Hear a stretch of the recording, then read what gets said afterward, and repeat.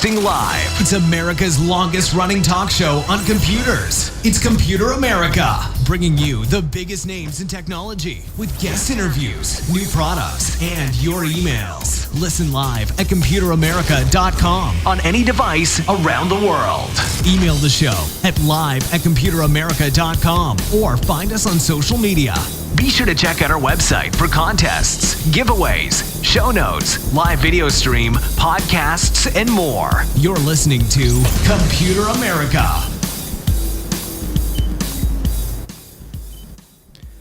Hello and welcome into the Computer America Show. We are the nation's longest running, nationally syndicated radio talk show on computers and technology. Thank you for joining us. I'm your host, Ben Crossman. And hey, everyone, happy Tuesday. Happy Gamer Tuesday. Hopefully everyone out there is doing well and ready to have an entire hour of Computer America. So obviously a lot going on. CES has officially kicked off. It is day one out there in Las Vegas. There's going to be a lot of news stories, a lot of hardware, a lot of software, and really just a lot of announcements. And of course, after CES proper, everyone gets back home, and then, hey, the fun part, they start to trickle on here to Computer America. So yeah, obviously, if you are in the chat room, thank you, Craig, and for everyone else out there watching the video portion, hey, it is indeed a birthday, and not just any birthday, but is actually my birthday. So just want to get that out of the way real quick, and thank you to everyone who wished me a happy birthday. And hey, we're going to have a great birthday stream because we get to talk about my favorite thing, which is, of course, video games, with one of my favorite correspondents, and that is Cory Galliher. He'll be joining us here in just a moment. But before we bring him on, a couple of things, including ComputerAmerica.com. That's where you'll find everything from, the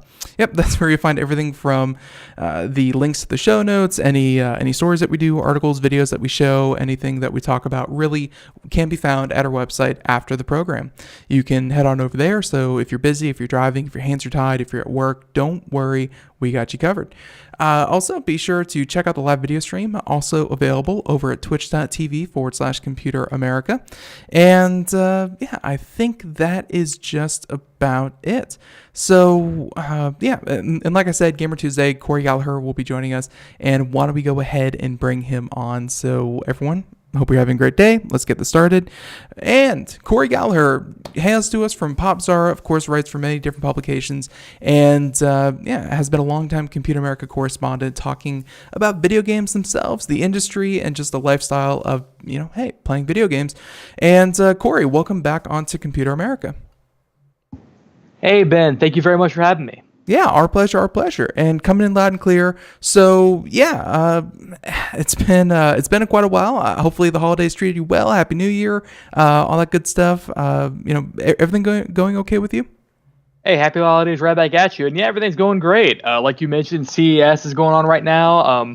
I am acting as kind of a remote correspondent. We have some people from PopZara down there checking out the show, talking to people, hitting up the gaming sections. Yeah, it's a great time. Yeah, and there's going to be a lot of stuff coming out of CES. Really, it's technology that either A, never sees the light of day, or B, will be available this holiday season or the next holiday season. It's a good time. Really, as a trade show, it's a good way for people to kind of see what these companies are planning, what their vision of the future is for everything from cars to home automation to video games to hardware to software, and really just an all-around fun time for everyone that gets to go out there. So obviously, me and you, hey, we get to be remote, as you said, and we get to digest the news as it kind of comes out. So a couple of our stories, and actually a number of our stories, do focus around CES and hardware releases and what was announced. So we'll touch on that, but before we do that, you had a couple of stories, and I think what Gamer Tuesday would be incomplete with, or wouldn't be complete, or however you say that. Let's go ahead and talk about let's go ahead and talk about video games, just kind of the meat of the subject. And you had a new release. So obviously the holiday season just came, that everyone tries to make the pre-holiday for their big release. So they're really, well, I'm sorry, I read that wrong. New game console has been released, and really everyone tries to get everything done before the holidays. And a couple of months after the holidays, we're in this we're in this, I guess, digestion period where all the gamers have their new video games. Everyone is happy and content until probably sometime in March, April, May, where we start to really kick it up again. So let's talk about the new game console, the Mad Box. What is this? So the new game console, as you mentioned, is called the Mad Box. It was announced by Slightly Mad Studios. They are the people who made the Project Cars games. They made Need for Speed Shift, Shift 2, a lot of racing games. Basically nothing but racing games. And for whatever reason, they have decided that they're going to release a video game console. They call it the Mad Box. They say that it's going to come out in about 3 years. It's going to support up to 120 FPS for virtual reality. That's impressive. The CEO, his name is Ian Bell, and he said things like it's going to support most major VR headsets, and the specs will be equivalent to a very fast PC 2 years from now. And we're talking to component manufacturers. It's a pretty big promise. A lot of I guess hopeful kind of conversation happening, because everything he just promised. Like if you talk to I guess a console or PC gamer and you really ask them what do you expect from hardware, or what do you want from a standardized piece of hardware, I guess he really kind of poked all the buttons. He really stoked the fire and said everything you want I will deliver. So far is what it sounds like. Right, and of course, as we know, I don't know if we have any Star Citizen news this time, but the bottom line here is we know from Star Citizen that promises are very, very cheap. Actually making them happen, it's a little bit tougher. Mm-hmm. So what actually happened? I mean, the Mad Box, you said that, I'm sorry to, I was kind of distracted there, but so this hasn't been released yet. This is something that they've been developing, correct? That's correct. It's actually not finished yet. So we don't really have much about it right now. We don't have any specs. We do have a design of the Mad Box. It's the only thing we have looks like the letter M a little bit. Yeah, the only thing, and for everyone watching the video portion, we're kind of showing that to everyone. And honestly, this thing looks like kind of a art student's first attempt at a render of a gaming PC. It's kind of fanciful and not very. I really don't know too much about the manufacturing process, but I would imagine that this case design alone wouldn't lend itself well to manufacturing. I mean, this seems very not practical so far. Right. And really the reason I bring this up, the reason I sent you this link in particular, wasn't so much that I think the Mad Box is an exciting thing or that's ever going to come out, or even that it really even exists, to be honest. I mean, we're looking at this render, you're right. It looks like an art student's first attempt at rendering a video game console. It looks ridiculous. Yeah. But you'll notice, when I sent you this link, it's actually got billing on GameSpot. GameSpot, one of the biggest video game news websites. GameSpot is writing about this. What is obviously never going to exist. Let's be real here. We've seen over and over again, Steam wants to make Steam boxes. They don't really work out so well. Snail Games a few years ago wanted to make their own game console. Never happened as far as I recall. If you followed the industry at all for more than a couple years, it's not going to happen. Yet, still getting top billing. What does that tell us? That tells us that GameSpot is desperately looking for content, or there's something even more insidious. I don't know about even more insidious, but I would say that, yeah. If it were me, editor of GameSpot, I don't know that I would have run this. I don't know that I would be convinced that a company that has only ever made, looks like here, 6 racing games, would be capable of bringing out, of developing, manufacturing, and releasing their own game console that will be as powerful as they say it is, or really at all. Like, let's be real here. And to some extent, I almost feel like, acting like it could be possible, it's almost misleading. Yeah, I mean, if nothing else, this seems like a story that really could have lent itself to kind of a wait-and-see approach, until, I guess, GameSpot actually had something in their hands, reporting on, kind of wants, wishes, and, I guess, promises that have, are years away from being kept. It almost speaks to Steam boxes when they were first released. Of course, the Ouya when it was still a Kickstarter, GoFundMe, whatever it was. I mean, this idea that, the hardware, which is one of the hardest things to actually bring to market. Like software, there's been a lot of avenues over the past decade that can get your video game into people's hands. a piece of hardware seems like a nut that only Microsoft, Xbox, and of course the major PC and the major PC manufacturers have been able to do. And you're right, GameSpot's running this. I mean, again, do you think this is a failing on, I guess, GameSpot's editor, or do you think this is, maybe Slightly Mad Studios is trying to drum up support for a possible GoFundMe Kickstarter, and they, maybe twisted an arm, convinced, paid to get this story run? Well, interesting point about this. GameSpot is actually reporting based on reporting from the website Variety, website/magazine Variety. If you've heard of Variety, they're not really a video game website. They're a celebrity gossip website for the most part. And yet, Ian Bell, CEO of Slightly Mad Studios, went to them with the exclusive on the Mad Box. Presumably because he knows they don't really know much about video games. They'll probably just post whatever he says. And then, of course, GameStop goes and runs with it, and other people. The process is called aggregation. You see a news site post one thing, your news site can post it too.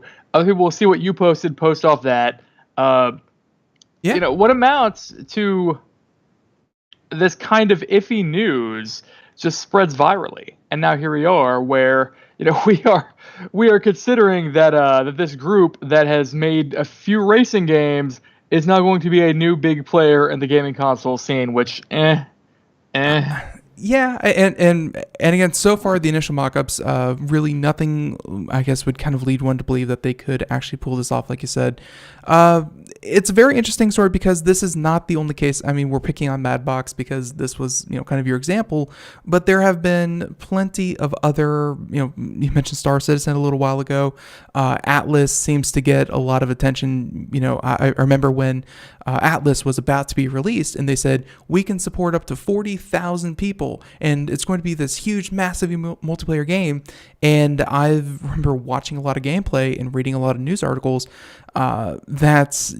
they really can't even handle 100 people to a single server, let alone 40,000, let alone 5,000, whatever the new number was that they tried to pin. Fact checking, and do you think that and this happens really in media in general, and I can't say that Computer America is immune from it, but really media in general, not just tech, but all media. Don't you think there's something to be, to be the first to break a story, to be the source of the aggregation that you're talking about?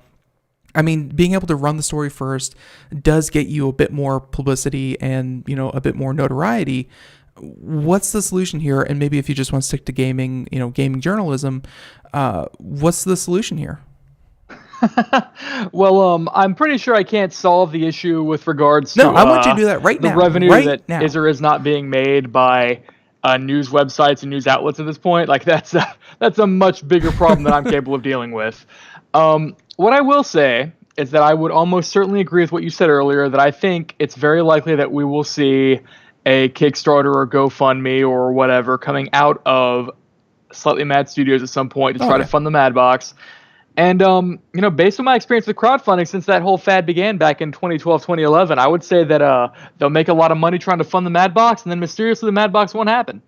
I think that they will probably earn a couple $1 million, as a lot of other hardware, or at least even lesser known companies. Again, kind of looking at the Ouya here, even lesser known companies are able to do. They're able to raise a couple $1 million if they, kind of do the right sequence of dance steps and secret moves. Then they can drum up enough support and look like a legitimate operation. But just like every other hardware Kickstarter or GoFundMe thing, actually bringing something to market is going to cost infinitely more than what they're going to raise. Even look at something as simple as a smartwatch. They raised $10 million for a relatively simple product, and even the Pebble smartwatch wasn't able to do it. Okay. And yeah, I think we're going to go ahead and move on from this, but very interesting. Glad that you brought it up. And really, I think skepticism. As a journalist, as a viewer, as a listener, skepticism is probably the best thing you can have. And I just talking to you, it seems like, we should have a lot of skepticism for the Madbox. So let's see if we hear anything more of it. I'm not so sure about this one. As far as skepticism goes, I think a healthy level of skepticism is important. I mean, just as much as there are people who want you to be excited about something like the Mad Box and how great it's going to be and so light and easy to carry and look at this mock-up, there are people who are just as invested financially in making you too cynical and saying, this game is awful, it's a piece of trash, it's so terrible, never buy it, this is an outrage. You really got to aim for the middle ground. That is true. Negativity has the ability to get clicks. Negativity has the ability to catch your attention, and that can also be exploited. So, hey, we're gonna ping pong back and forth all day with this one. Let's talk about this next story that you have, and Star Control Origins. I gotta admit, I know a lot of Star games. Star Control Origins, not exactly in my repertoire. So you might have to give us some background on the game, and then you never like to see something, kind of die a painful death like this. But talk about Star Control Origins. Star Control was a game series that began about 2 decades ago, I would say. Probably the early 90s with Star Control on DOS, Star Control 2 also on DOS, eventually a third sequel, Star Control 3, released by, I believe it was Activision or Accolade. It came out for Windows. Much beloved PC games. Kind of a space exploration / combat simulator. If you never played Star Control 2, it's absolutely worth your time. There's a free version called the Urquan Masters. You can just download whenever you want. Doesn't cost you anything. Definitely worth a look. You'll get hours of fun out of it. Point being, Star Control 3 comes out, doesn't sell too well. People generally don't like it. They say, it's changed too much from the previous game. It's not so good. We don't like it. We're not going to buy it. And they don't. So what happens then? What happens then is that the series basically kind of lies fallow for a while. I mean, nobody makes new games. This is an IP with a lot of good humor behind it that nobody really wants to touch because the third game was so poorly received. So what do? We can't. Can we just release a new game? You know what? We decide. Stardock decides that they can. Stardock Studios decides that they totally can. They own the Star Control name. They do not own any of the content of the Star Control series. So what they can do is they can make a game. They can call it Star Control, but it cannot have the alien races or the music or the text or the storyline from previous Star Control games, if that makes sense. It can be a new game that looks like Star Control, that plays like Star Control, that is even called Star Control, but it cannot be tied to previous games. So they can't reuse any assets, modify any assets, and really any kind of references to the previous ones have to be tongue-in-cheek or kind of roundabout. If even that, I would say that even tongue-in-cheek references are kind of skirting it a bit close. The original creators of the series have their own claim to the IP. It's just a big legal mess. Point being, they went ahead and they took the risk. They made Star Control Origins. And it's honestly not a bad game. You should play it, except you can't. Because if you want to play it, you will quickly find that you cannot purchase it or play it anywhere because it has been taken down by a Digital Millennium Copyright Act DMCA claim. You cannot buy it off Steam. You cannot buy it off GOG. That is a problem. And yes, I guess the root of that matter is who took it down. Correct. And the root of that matter, who took it down, as you say, as far as we know, that would be the original owners, the original creators of Star Control. Mr. Paul Reike and Mr. Fred Ford. Paul Reike III, sorry. Okay. And they took it down on the grounds that obviously, I guess taking down a game based because on some kind of feeling that they took the essence, the soul of your game and that kind of thing. Like, I guess even knowing that they could have gotten in trouble and they should have steered clear of a lot of the problems, they still got in trouble. Like did they not take it far enough away from the original, or what happened? We don't actually know yet what happened. What we know is a couple things. There has been an ongoing legal issue, but I guess Stardock, which is a fairly large company, felt comfortable enough that they could do this. That they went ahead and made the game, sold the game. You could up until, I want to say a couple weeks ago, you could purchase this game and play it. I have a copy. It's not bad. What we also know happened is that there was a DMCA claim. And for reference, the DMCA is the thing that you'll fall afoul of if you, say, post a full-on copy of a movie on YouTube. Right. You'll rapidly find that your movie is taken down, your channel's banned based on the DMCA. But it goes further than that. If you're playing a game and you've got music in the background and the music is copyrighted, you can get DMCA claim based on that. You get a copyright strike on YouTube. You get 3 of them, your channel gets banned. There's a process for making claims. The process for doing so is very inexpensive, very easy to do, and so far as we could tell, this very simple process was used to take down a game that exists, that is released, that up until a couple weeks ago you could totally just buy. So here's the thing, and we have run afoul of DMCA here on Computer America only once, and this is obviously through YouTube. This is not through creating a video game, and I got to say that based on YouTube, and I'm sure Steam has the same, the same inclinations, and there's the whole, Europe thing we're not going to get into, but companies seem to side very quickly with those making the claims as opposed to those who are defending against the claims. And I guess in a lot of ways they'll take anything down immediately, and then as the creator, the one who was struck by the DMCA, you have the burden to get your content to be put back up. And Sure. Let's say in our case, here on the show, we ran a story on Spotify, and all we did was, I think, threw up a piece, or really their logo on our video. We talked about Spotify. I don't know what DMCA you can do with Spotify, but we were actually hit with one of them, and of course it was cleared up. I don't think Spotify themselves did it. It was just an aggressive automated process. And I gotta say that, so there's no ill will against Spotify. The point I'm trying to make is DMCA is very aggressive, and certain aspects of it are not kind to those who did nothing wrong.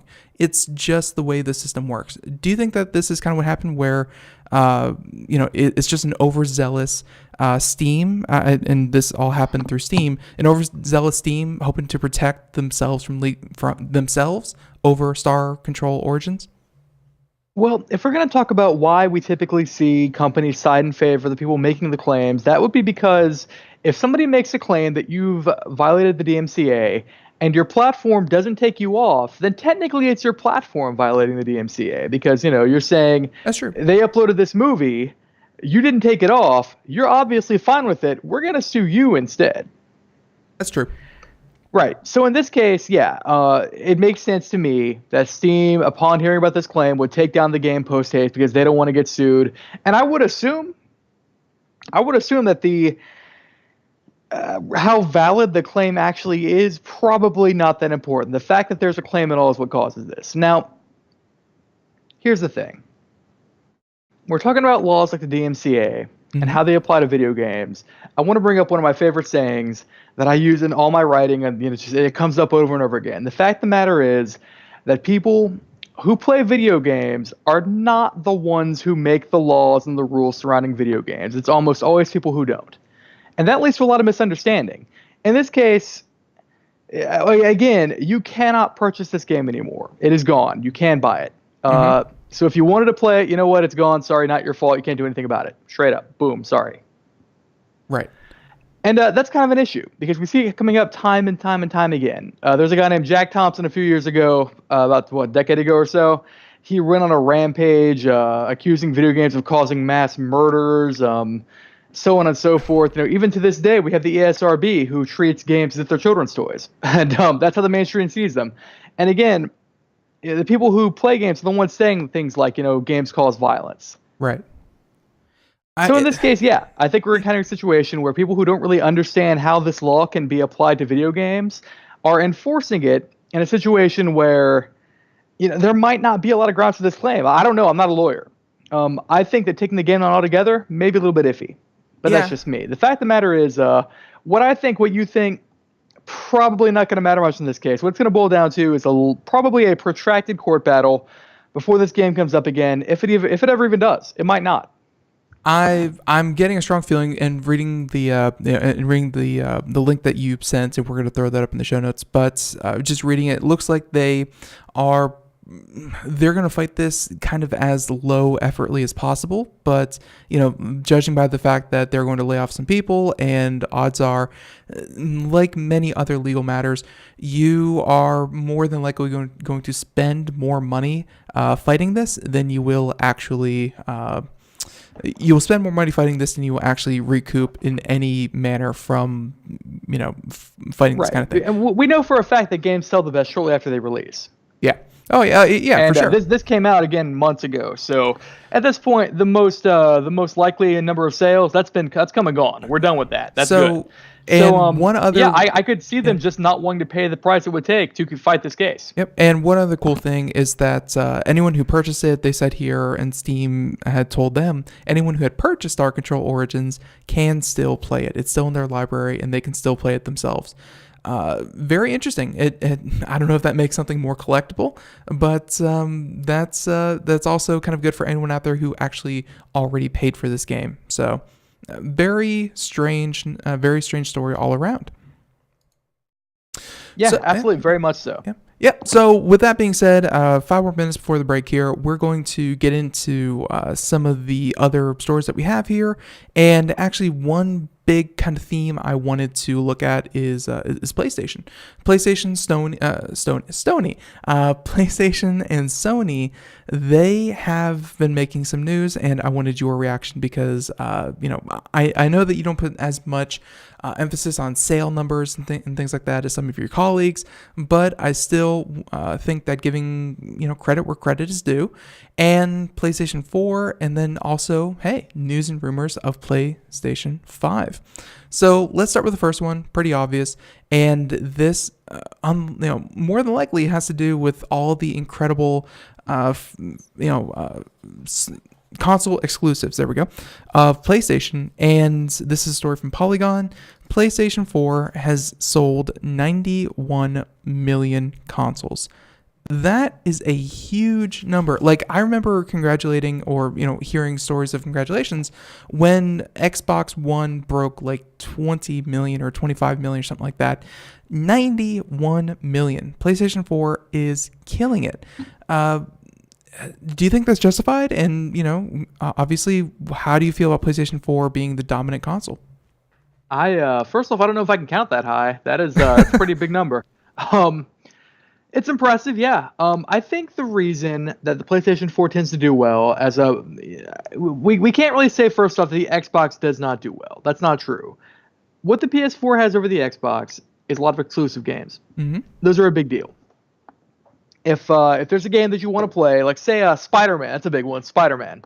You want to play the new Spider-Man, you got to play it on PS4. You can't play it on Xbox, you can't play it on PC. Whereas your Xbox games, for the most part, are also released on PC. In fact, they're released on PC in such a way that if you buy it on one console, you might just get it on the PC and the Xbox. Yeah. So that's more beneficial to those of us who buy games and play games. But in terms of, selling consoles and making money for the company, I would say that Sony's strategy is probably better. Release a lot of games, make it so you can only play those games on PS4. If you want to play them, you got to buy a PS4. Absolutely. And, looking through the article here, trying to find some numbers real quick, looks like the earnings call for... Yep. Hoping that well, here we go. 2016 Xbox One, 19.1 million Xbox Ones have been sold in 2016. That number has probably gone up, but the Xbox One and, of course, by extension, the One S and the X, probably not as solid sellers as the original Xbox. So we can guess what that number would be. We're probably looking at somewhere below 30 million is a safe bet. So a third of the PlayStation 4, and then on top of that, the Nintendo Switch, if you even count that as a direct competitor to PlayStation 4, selling solidly at 23 million, which is impressive in its own right, not taking away from Switch, but that's what you have. Some of the other numbers that they throw out here put it just below the Wii, which is the best-selling console, to date, but it's still about 10 million units shy. And I don't think it's going to hit that. Obviously, with news, I think when we come back from break, Corey, we'll get into this. But news of PlayStation 5, and we have some possible specs, what we can expect, and what we know so far. But Sony has officially said we are going to be shifting our attention to developing the PlayStation 5. So we can look for, or whatever it's called, we can look forward to that. So Cory, again, thank you for coming on. Everyone, Cory Galliher, Pop Zara, and more Gamer Tuesday right after this. Everyone, stay tuned. Thank you. Here we go.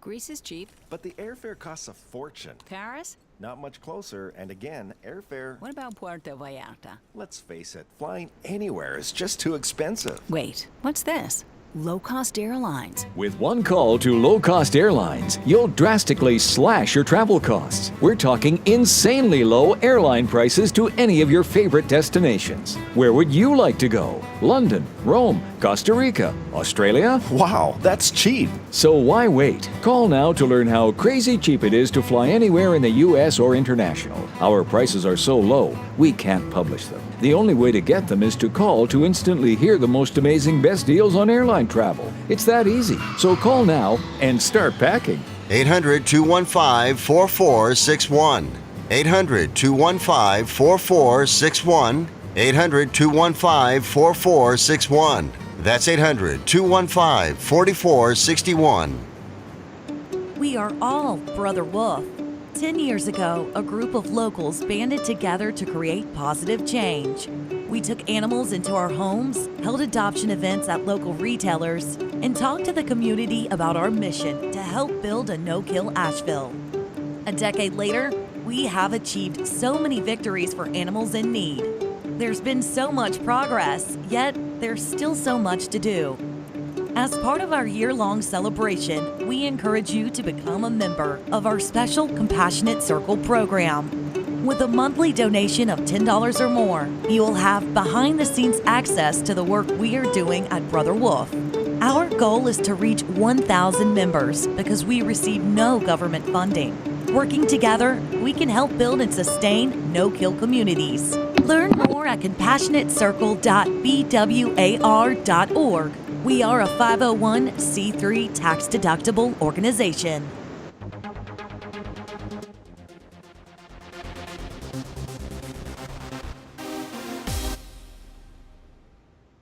And welcome back to the Computer America Show. It is 32 minutes past the hour. And by the way, everyone, if you've missed any part of today's show, check out wherever podcasts are heard, and you can listen to today's program in its entirety right there on whatever device you listen to the podcast on. Just punch in Computer America, and you should be good to go. Worst case scenario, check out our website, and we have a list, or at least a directory, where you can go to any of them right there on the spot.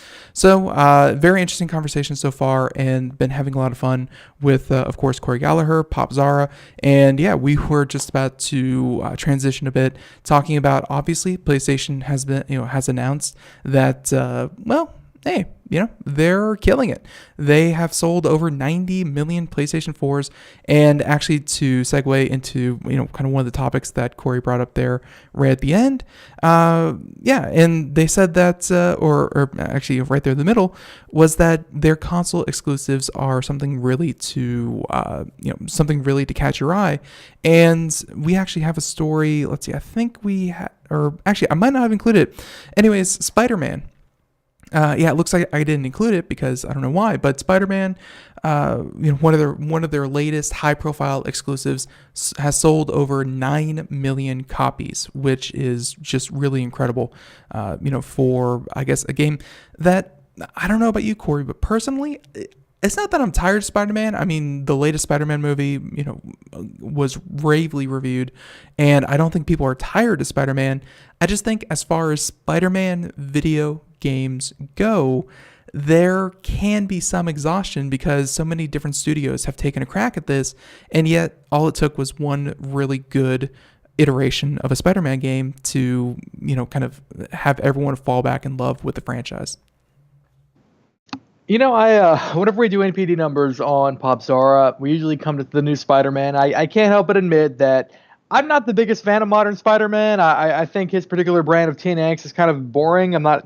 I don't want to revisit those days myself. So, while the new Spider-Man game is great, can't say I'm super fond of the new movies and such. That's just me. But in terms of the PS5, the next step beyond the PS4, obviously, if we even end up calling it the PS5, who knows?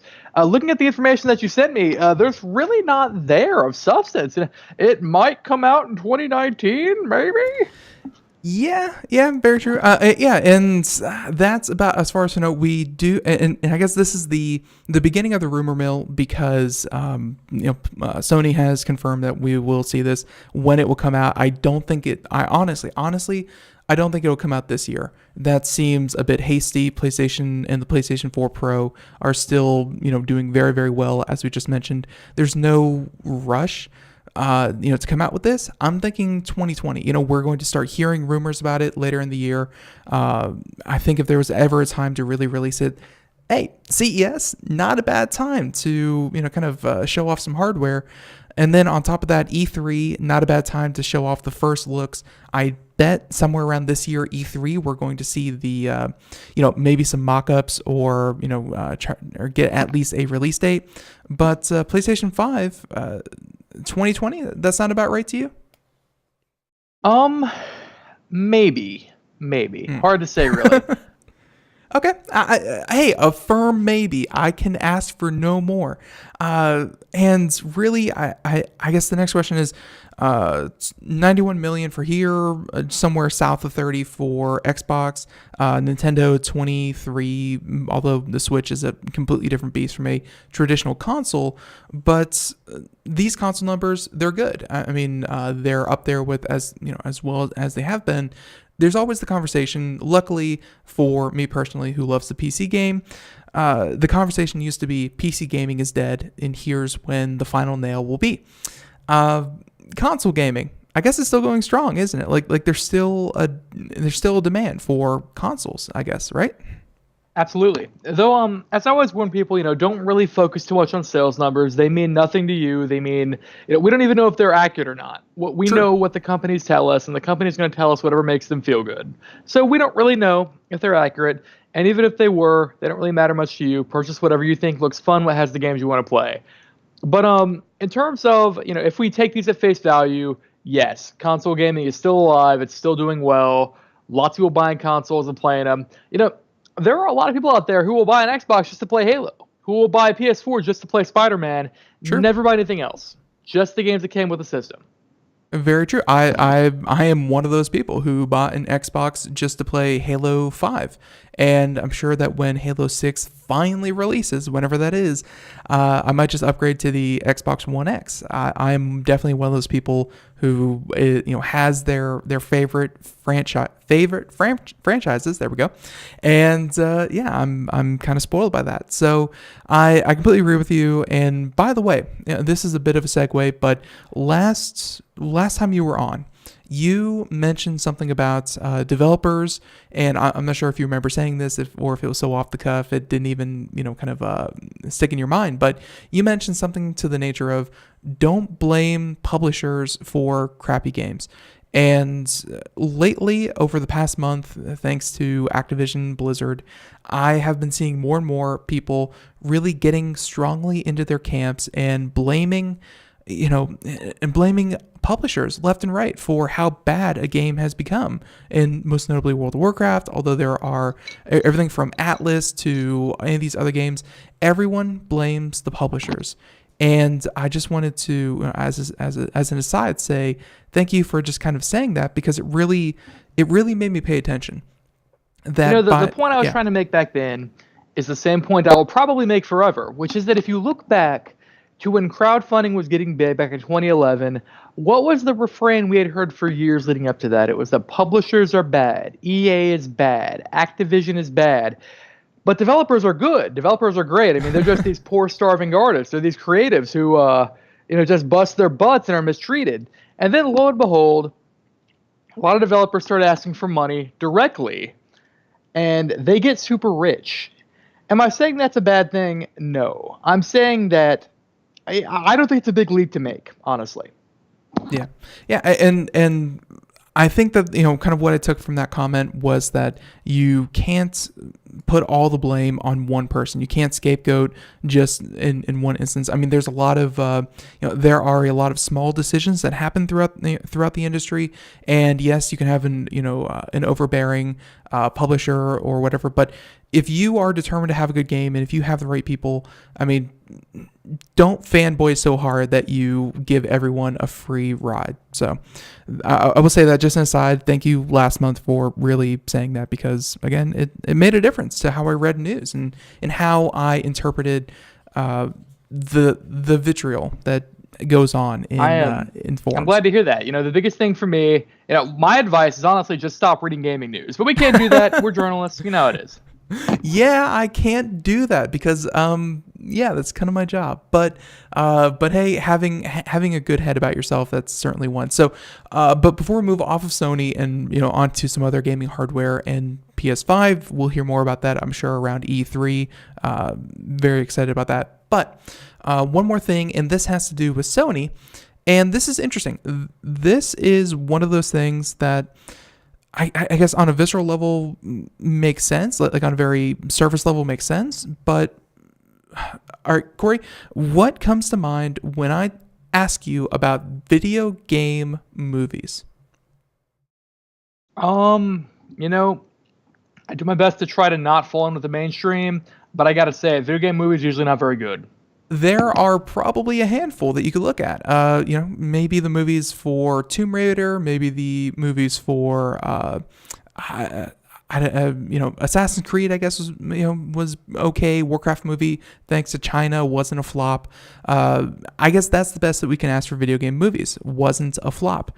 And so this story from Sony really caught my attention because it's someone who is in the music industry, the gaming industry, and of course the movie industry. Sony is huge in movies as well. So they said that, and this is coming from Push Square, and this is an article that Sony, the higher-ups, want, and this coming out of CES, of course, CES, said that they want movies, music, and gaming to collaborate more closely. So if a video game comes out, a movie might be shortly followed or right before. The soundtrack or I guess kind of music that would be inspired by the movie or the game would come out as well. And really, this all three of these divisions that are just hugely popular, because at some point everyone out there watches a movie, listens to music, or plays a video game. And if you don't, you probably don't have electricity, and I don't know how you're listening to this. But I will say that all three of those, tying those in together, interesting premise. I can't think of a single franchise that has pulled it off effectively, especially with music, because while I guess I could fall back on Blizzard. They always have nice orchestral music, and it does very well. They tour and things like that, but their movie has not done well. The game's done good. Like I can't think of a single franchise that has done this properly. Do you think this is a recipe for success in the future, where games become more than games? They become, I guess, multiple-pronged franchises. Oh, Cory, can you hear me?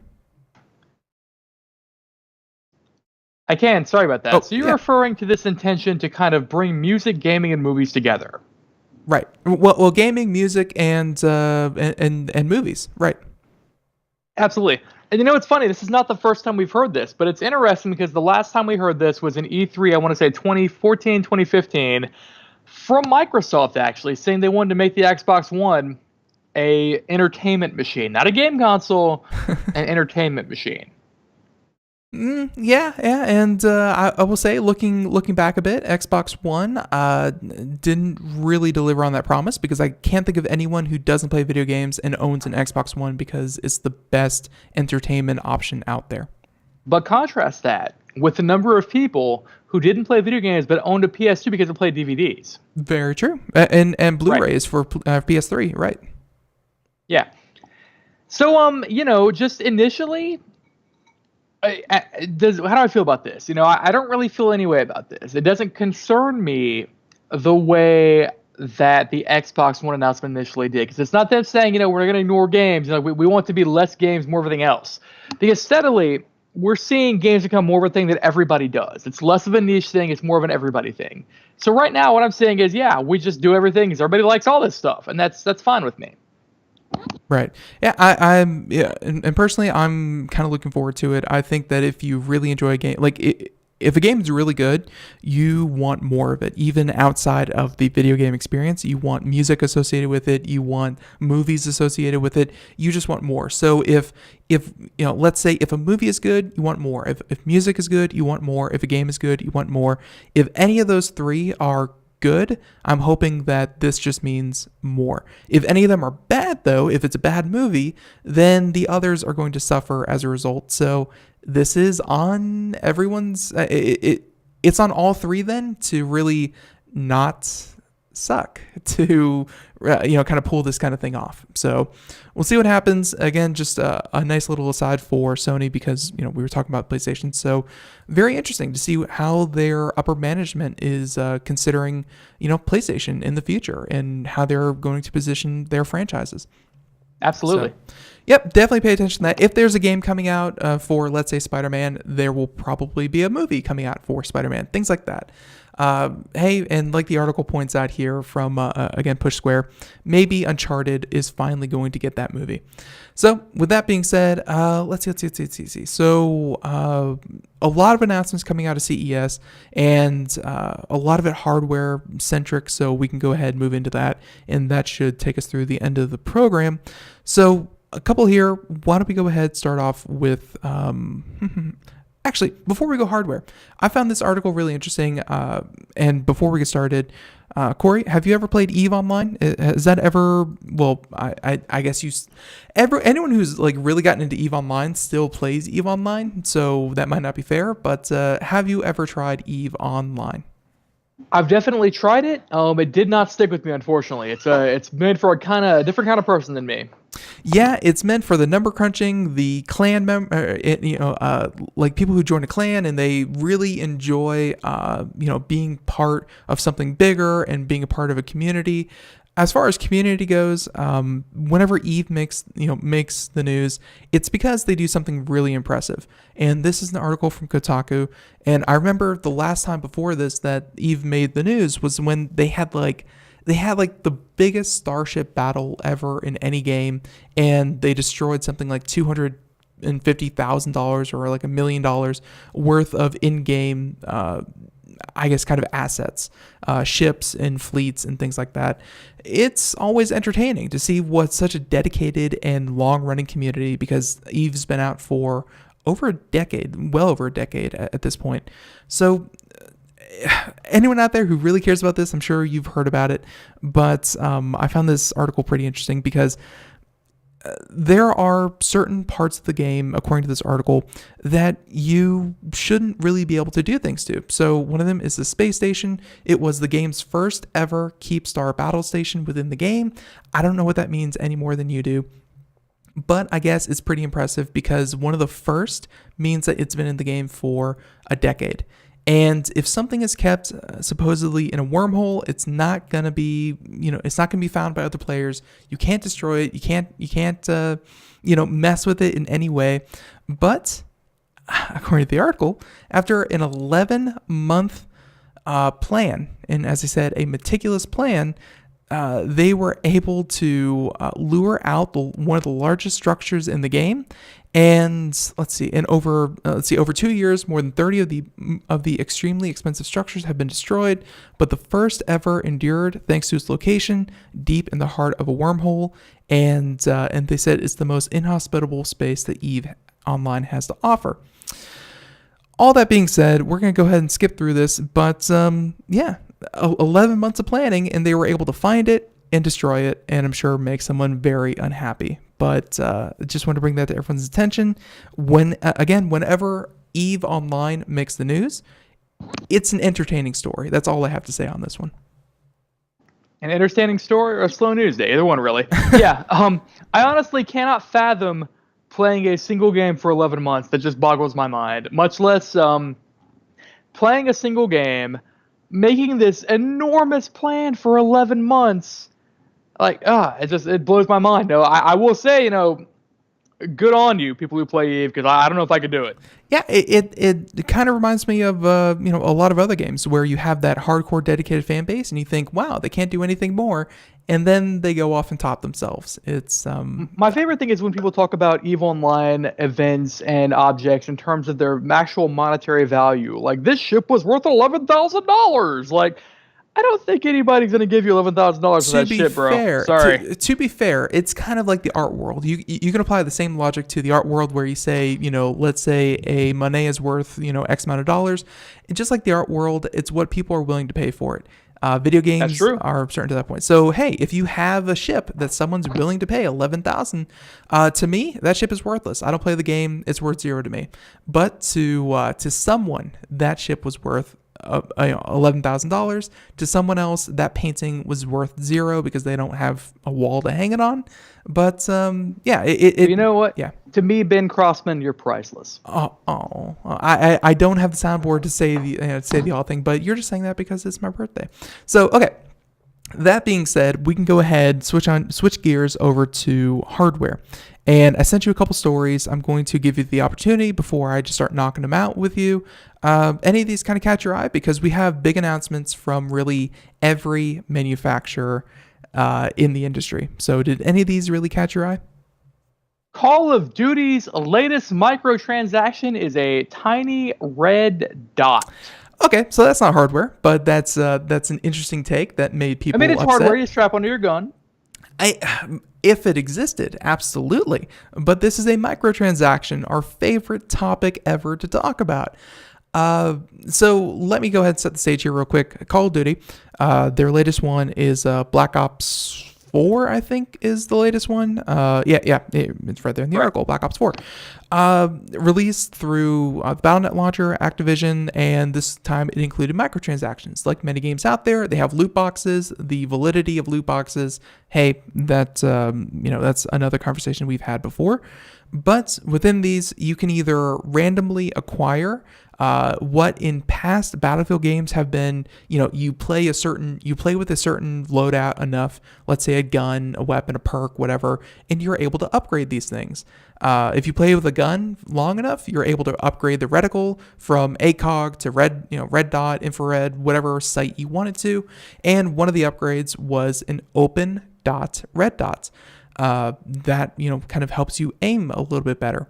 So that had traditionally always been a pretty easy perk to unlock, where you play with something, get like 25 kills, you're done. It's that's part of the progression of the video game.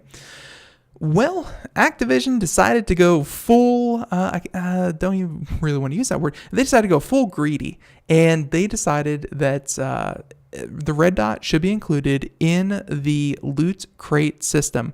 Just like you get everything else, you get items, you sell them, keep them, whatever. And yeah, it's a microtransaction. So I think for about $1, I think for about $1, you can buy this thing. But here's the thing. Something that used to take, let's say in a traditional Call of Duty game, would take you maybe 20 minutes to unlock. Activision has decided, we can make $1 off that. And they have made their entire community upset once again. How about that? You know what? It happens time and time again. We've seen it for years now. I would say we saw a significant shift in the landscape of how games work probably around 2013. We started seeing this thing where, Activision is selling X for Y amount of dollars. That's an outrage. I'm extremely upset. I will never buy this. Anybody who does is part of the problem, etc., etc. And it brings me back to one of my favorite things to talk about when it comes to games, which is this. If you're listening to Computer America right now on Gamer Tuesday, if you read PopZara, if you read GameStop, if you read IGN, you are the minority. You are the extreme minority. The fact of the matter is, Activision knows that aside from the 1% of you who will not buy this, there are 99% of people who play Call of Duty Black Ops 4 who do not care. They will buy the red dot. They'll pay their $1. They'll have their red dot. That's who they care about. So, and even beyond that, it's, actually like paying real, it's, kind of like you said with the ships and the real monetary value. If you were to pay for the currency to buy this thing, it would be about $1. If you played the game for any amount of time, you would more than likely have already that in-game currency available to you. It's just people are upset that, or I should say online communities are upset that that they would put this behind any kind of price wall or random loot chance or things like that. Again, this is a shifting of Call of Duty, a 20 plus year old franchise, and how it operates. The point you just made about, being in the minority because you care enough to go find other sources of information for this, couldn't agree more. So many times people look at themselves on Reddit posts, or they look at themselves on gaming sites, or they look at themselves on whatever form of choice, Twitch, and they say, look at everyone around me. We are all angry, grr. And they think, hey, that is the world that we live in. No, that's the world that you live in. You're right. The vast majority of the fan base, they're going to play Call of Duty. They are going to buy this instantly because getting 400 Call of Duty points is not really that hard. And it's not really that rage inducing. So maybe a little bit manufactured. Well, I've said this before, actually in this very show. There are people, or groups even, who have financial interests in keeping people upset. If you go on YouTube and you post a video saying, Activision did this, they're the worst company ever, they are Lucifer, you're going to get views. You'll get views, you'll get ad money, and that pays people's bills. People who make money off these things don't necessarily have to care about the effect they have on gaming. Well, with that being said, I will say, X gaming company is Lucifer. Grr, give me money. Now, rapid fire. We have like 2 minutes here, and I want to squeeze these in just super quick. I will, just kind of throw these at you, Corey. I want you to react as succinctly as possible. So first one, just going to tell you about it. Razer is making a gaming monitor. That's right. It's going to be RGB enabled, and it's going to cost about twice what a normal gaming monitor will cost, and it's going to be in traditional Razer style. But we have mock-up. If you're watching the video portion, we have the look of it. It's available, or as it was shown off at CES. They tend to do that kind of thing. 27-inch, huge 27-inch gaming, 1440p, 144 hertz refresh rate, rainbow clad, and not all of that stylish. I'll admit, Razer. It's cool. I'd love to have one. Razer, gimme. But there you go. Real quick, what do you think? My reaction to that is the same as it is for any Razer news. I've never owned a Razer product that did not break. That's fair. I will say currently I'm using the Razer Death Adder, so I'm a bit of a fan myself. But I do for think your external stuff like your keyboard, your mouse, buy Logitech. For your internal stuff, buy Corsair. Hey, we like Logitech too, and we like Corsair too. So okay, that was first one. Razer, no details on price, but they are showing it off at CES. Pretty darn cool. Hey, they're getting into a new segment of the market. The next one, Dell. Alienware, you know them. They were big, and then Dell bought them, and then they were still big. So pretty cool.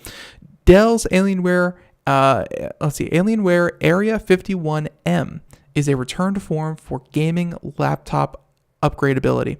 And that's a key part here. That's the part I want you to react to. We are seeing gaming laptops at CES. It's a thing. They're coming back, and they are upgradable. They can be taken apart. They are meant to be taken apart, upgraded, and they are bigger, bulkier, heavier, and pretty cool. What do you think about gaming laptops and the new look at CES?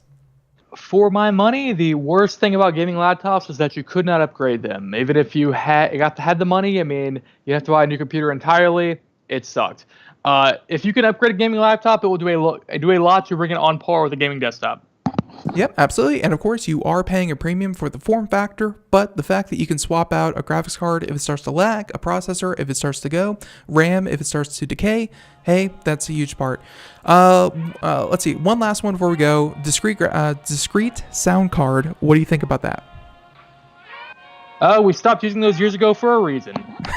All right, hey, that's as succinct as we need it to. So, music in the background, Cory Galliher, Pop Zara, the Well-Read Mage, a lot of other places. Cory, if people want to find more of you and your writings, where can they go? Thanks very much for having me. I am on POPZARA, popzara.com, and the Well-Read Mage, CHEWLLWREDMAGE.com. All right, and we'll include links to that in the show notes as always. Cory, thank you for joining us, and thank you for joining us on our birthday broadcast. And hey, this was a lot of fun. Thank you. All right, and I guess there he goes. Everyone else out there, thank you for joining us here on today's program. I know a lot of people sometimes they say, I can't believe I have to work on my birthday, but I will say the opposite. I'm happy that I get to work on my birthday and share, hey, what it is that we do here on Computer America with you. So everyone, tune in tomorrow. We, hopefully we can get a guest out there from CES. We have a lot going on, and in the meantime, tune in tomorrow. As we do have a whole nother show, Computer America, 4 p.m. to 5 p.m. Eastern, Monday through Friday. Have a good one. Bye-bye.